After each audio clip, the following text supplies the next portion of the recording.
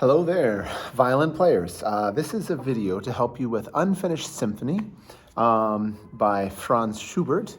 And it's the audition materials if you're wanting to be part of the symphonic orchestra at Shawnee Mission South High School.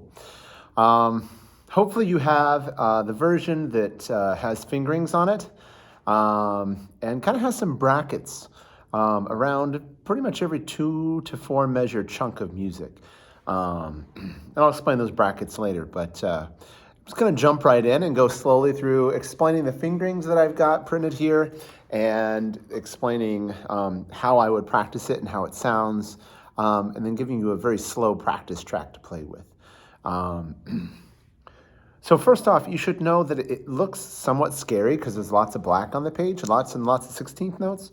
Tackle this very slowly. Start by working really slow and getting it in tune, and then speed it up from there. Secondly, when you play this, you want to have your 16th notes kind of in the middle of the bow here and on the string. You'll notice you can see my right hand a little bit and my fingers aren't locked. I'm not moving like this. I'm moving with my fingers having flexibility. My wrist as well. My wrist and my fingers just have flexibility in them. So I don't know if you can see my bow tilt. Our bow should tilt slightly away, not towards the bridge, but away from the bridge. Curved fingers, good bow placement to have a nice solid sound.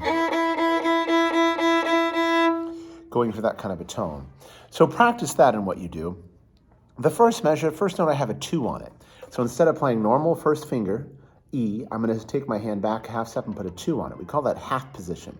So I'm in half position and I play 2E, 1 D sharp, and then I go slide back up and I'm in first position. So that first set of 4 notes, I go low 1 or 2, low 1, back to 1, high 2 for F sharp.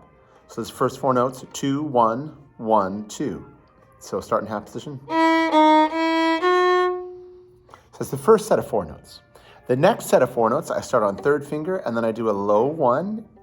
I kind of reach the first finger back, play low 1 D sharp, and then slide it back up to regular first finger. So here's third finger G, low 1, slide it back up, then 2.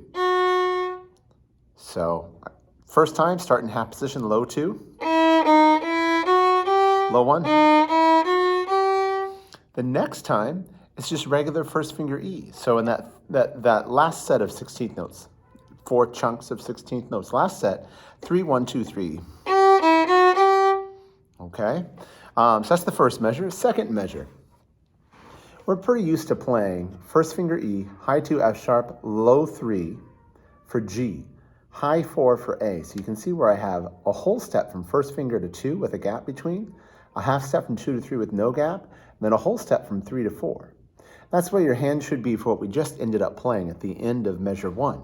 In measure 2, we start on a 4th finger A, and then instead of playing first finger E, I move 1 up next to 2. So you can see I have first finger, E sharp, or F natural, same note. Second finger, where it normally is, on F sharp. Third finger, where it normally is on G, and then fourth finger still a whole step away. That's going to feel a little bit different to your hand. So know that you should have all half steps between 1, 2, 3 to begin the second measure. So here are those notes in the second measure. First note is 4th finger A, then a high 1, then a 2, then a 3, and then I do 4th finger 1 more time. Okay, so far everything that I've played has been on the D string. All 4th fingers, all on the D string. Then after that, the second set of 4 notes in the second measure, I have 4, 2, 3, and then I have a 0 for open A. So 4, open A, and then I'm in regular first position like you would think of a D major scale being. 1 on the B, 3, open 1, high 2 C sharp, 3, open E, 1, low 2 G, and I go back and forth between the 1 and the 2. So I would do things in little chunks. I have a bracket around the first 2 measures. So I would really practice those first 2 measures so you have them really well, but I would even break that down more. Maybe you play each little chunk 2 or 3 times correct. I'm going to do that right now as an example. So if I were to practice this, and I didn't know what was going on, and just learning this, I'd practice just the first 4 16th notes a couple of times. Make sure I have them. So I start on, instead of first finger, I start on the second finger, same note, and then first 4 notes, 2, 1, 1, 2. I might practice that twice in a row. Let's do it again. Ready? Go. Now I'm going to do the next set of 4 16th notes. 3, low 1, regular 1, 2. I'm going to do that again to practice it. Now I'm going to put the first 2 chunks together. So starting on low 2, 1, 1, 2, 3, low 1, 1, 2. So the first 2 chunks together. Here's low 2. I'm going to do that again for practice, starting on low 2, beginning of the piece. I've got that down pretty well. The third chunk at the end of the first measure, 3, 1, 2, 3. That one I know pretty well, just kind of standard, G, E, F sharp, G. So I'm going to put those together, all 3 of those together. Here we go. Ready? Low 2.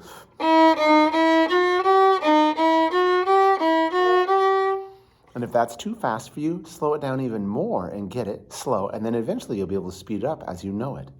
Next measure, 4. And instead of regular 1, I move 1 up to touch 2. So I have 1, 2, 3, all half steps, and then 4. So here's that next measure.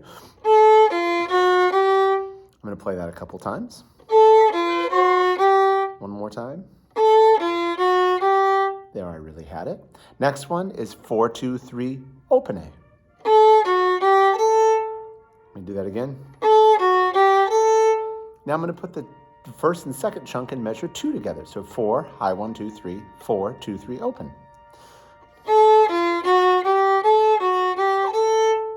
And do that again for practice, same thing. Then the last set of 16ths in measure 2 is 1, 3, open, 1. And do that again. So I'm going to play all of measure 2 twice now. 4, high 1, 2, 3, 4.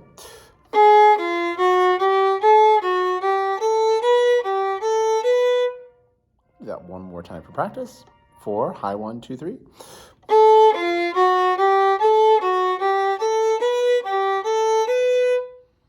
Now I'm going to put measure 1 and measure 2 together, and that's the first bracket, which might be a really good chunk to try and learn one day in your practice. You might spend 10 minutes learning. It's already been 7 minutes in this video, but 10 minutes like learning this.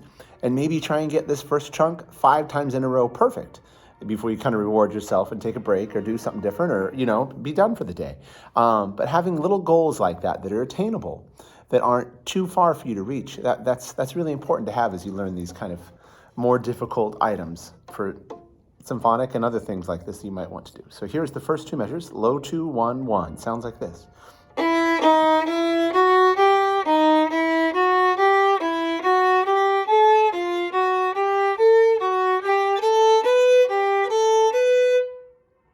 And then I'm ready for measure 3. So I could practice that over and over again. Hopefully you understand how to play those 2 measures now, and you understand an idea of how I would practice all of this piece, not just that first little bit, but all of this piece. So that is what I'm going to,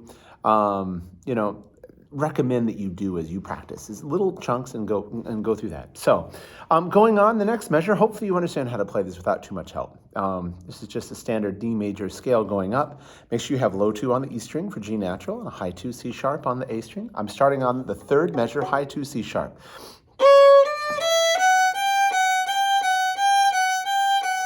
And that's measure 3. Okay, notice how I'm on the bow. Bow's on the string, a nice strong tone. Next line down, measure 4, 2, 1, 2, 1, 2, 1, 2, 1, and then I play after my first finger F sharp. I play high 3, first A sharp, and then a low 4 above it. So I have the spacing of whole step, half step. All right, so it sounds like this.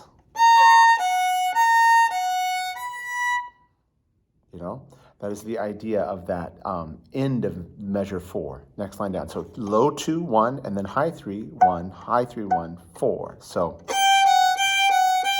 high 3. Okay. Now, one thing you want to think about, especially as an advanced player that's learning to play higher up on the instrument and continue to develop, you want your left wrist to be flat always. So you see how my hand is flat? When I am flat, and if you look at my thumb, I don't know if you can see my thumb is not bent like this and digging into the side. My thumb is straight and relaxed and just gently touching the side. I then also, I don't know if you can see this if I back up some, I have my elbow tucked underneath the instrument. And look at my hand, how my fingers come around. So my fingers come around like this. And if you go from a different angle, you'll see that my fingers, when it's like this, my fingers are kind of flat on the strings. When I bring it out, it makes my fingers nice and curved. That's a really big deal for playing vibrato and for playing up high. So you want to make sure that you have that elbow underneath, a nice relaxed thumb that's not squeezing at all. Don't let the part of your first finger here squeeze. Also, you don't want to clamp down on the instrument and relax. Play with curved fingers with elbow straight and tucked underneath. So just be aware that that's part of what I'm doing to be successful here, okay? Starting in measure 5, you'll notice that other than the first note, fourth finger B, it's the exact same finger pattern, meaning the spacing of my fingers, so they close together far apart, is the first measure. So you see the D sharp second note of measure 1. That's a low 1 on the D string. Well, I'm gonna do the same thing, but on the A string. So on the D string, I'm gonna go the A string, low 1 in measure 5, 1, 2, 3, low 1, 1, 2, 3, 1, 2, 3, 4, high 1, tuck it up. So it's the same as before, that 1, 2, 3 half steps. This time, instead of B natural, it's B sharp. That's in measure 6, the second note. 1, 2, 3, 4, and then 2, 3, open E. 1, 3, open E, 1. And that is all exactly the same in terms of how your fingers are spaced and what they do as the first two measures. So know that. So I'm going to play slowly measures 5 and 6, starting on fourth finger B, then low 1, A sharp. So very slowly, 1, E, and sounds like this.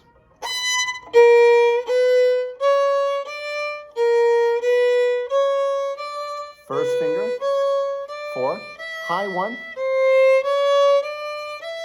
2, 1, and then I'm ready for the G sharp, third line down, the next measure. I'm ready for that next measure, measure 7, I believe. And so it's the same process as playing the first two measures. It's just doing it on the A string. So I hope that makes sense and my fingerings make sense to you. So that's another little bracket. So you have kind of the first two measures, they kind of fit together for their own reason. The next two measures, and then these two measures. Well, guess what? Measures 3 and 4 are very similar to measures 7 and 8, but it gets really high, and you don't have another string above to go over to like you do the first time, so you have to shift. And I'm recommending that you shift to third position in measure 7 on your second note A. So I'm doing high 2, G sharp, up to 1, 2 is a B. Notice how I had a whole step, second finger, and instead of third finger, I shift up to 1 there, and then I have a whole step to 2. And instead of high 3, C sharp, I'm shifting up to what we call fifth position. I'm putting a 1 there, and then I have a half step to 2. That's C sharp and D. Just like if you're on the A string and you have high 2, C sharp, and third finger is a half step above for D, here we have first finger on C sharp way up high and low 2 right above it. So if I start in measure 7 again, I have high 2, G sharp, shift up instead of third finger, shift up to 1 on the A. And when we shift, make sure your thumb goes with you. So my thumb came with me as a unit. Don't let your thumb stay behind as you shift. It comes up with you. So again, G sharp, up to 1, 2, and instead of high 3, shift up to 1 in that spot, then low 2. And this is like that 1, 2, 1, 2 you did on the E string. It's just like that, up high though. So we have C sharp. There it is, C sharp. We're going 1 C sharp to 2. And you'll notice I have a little bracket that goes up and down. Okay, that little bracket between the 1 and 2 means it's a half step apart. So your fingers are touching. You'll notice those little brackets at different times on this to help you know what's really close together. But 1, 2, 1, 2, 1, 2. And then high 3, 1, and then 4. Okay, so I'm all the way up here. That fourth finger is an F sharp. And the next note is an F sharp. And if I move first finger, look how I didn't shift my hand back and forth. I kept my hand where it is, and I moved my first finger over to the A string. My fourth finger and my first finger up high like this, they're always an octave apart. So if it's a high F sharp up high, it's an F sharp down low on the string below it. So let's test that. Here's that F sharp, that high 4 that I just got up to. I'm going to put 1 on the A string. They match, just one's higher, one's lower. Here's the high F sharp, low F sharp. Okay, so we've gotten all the way to measure 9, fourth finger F sharp, first finger F sharp, okay? And hopefully that all makes sense as to why I have the fingerings that I have and how they work. I'm going to have a second part where I talk about this next, measure 9 to the end, because this video is quite long already. Good luck practicing the first part, and this kind of another 2-bar chunk that you can practice getting way up high into, what would it be? Third, fifth, it'd be fifth position that you're up there, kind of up high. So good luck, happy practicing. The next video, part 2, we'll talk about the end of it and how it works. And it'll also have a slow version for you to practice with if you want to practice slowly with me.